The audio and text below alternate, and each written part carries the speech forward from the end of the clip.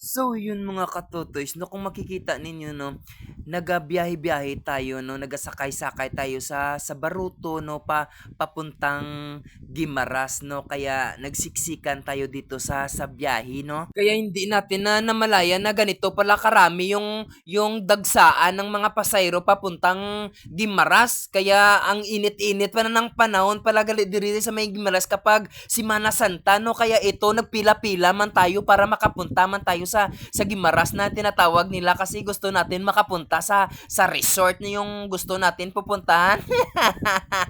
At ito pala yung itsura nung pantalan nila kaya nandito na tayo sa sa Guimaras kaya nagtatabok na tayo patungo dito no. Kaya grabe napakalawak pala ng Guimaras no. Ito pala yung itsura pala first time kasi makapasok dito at ito pala yung barangay hall na tinatawag nila kaya congratulations dira sa mga aton nga mga punong barangay diri gali sa syudad sang Guimaras no. Kaya samtang kami na nagaulat-ulat kami sang amon nga palakad to ano na nagtinir-tinir kami di danay no kay kasi nag-uulat po kami ng aming masasakayan kaya iwan namin ito nagsisismisan pa yung mga kasama oh.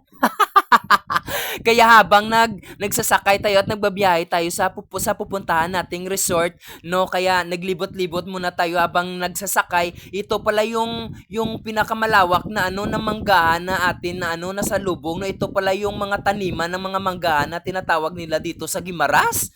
Ito pala yung mga taniman na sinasaulog din nila tuwing festival, no? Ito ay tinatawag nilang Manggahan Festival. Ito pala yung mga taniman ng mga mangga kung saan makikita ninyo no mga katotoys, ito pala yung mga tanim na talagang napakarami at mga napakalawak na mga taniman. No, gusto nga tani-tani natin makapabilin dito para mag-harvest at magpupuksi-puksi tayo ng mga tanim dito. Baka matitiruan tayo. Kaya habang nagpapanaog na kami dito sa Banuan, no, masasakay naman kami ng tricycle papunta doon sa resort. Ay, Diyos mio, unik nga sa lakayan eh. Kaya ito na nga kami no dito, nakakarating na rin kami sa tinatawag nila na Masoy Beach Resort.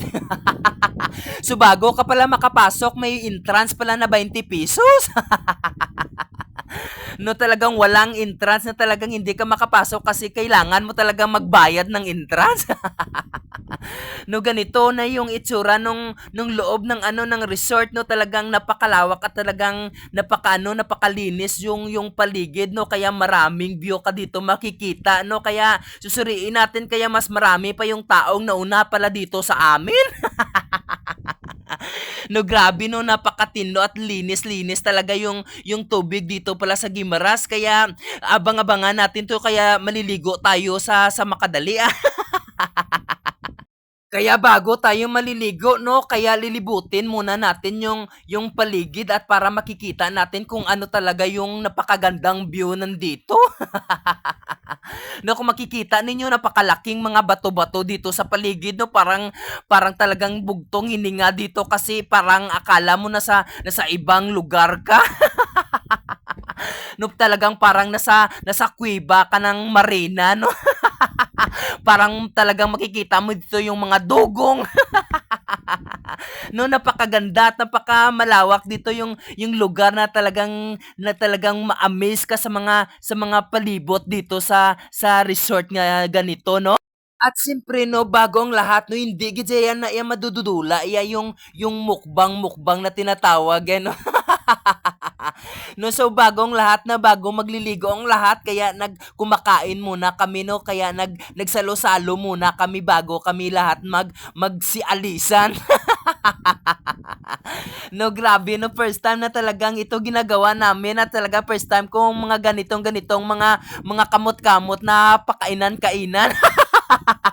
Kaya hindi ko na pinapakita yung video na naliligo kami kasi yung nagbibideo pinatindog ya yung video yung cellphone ay nako na lang.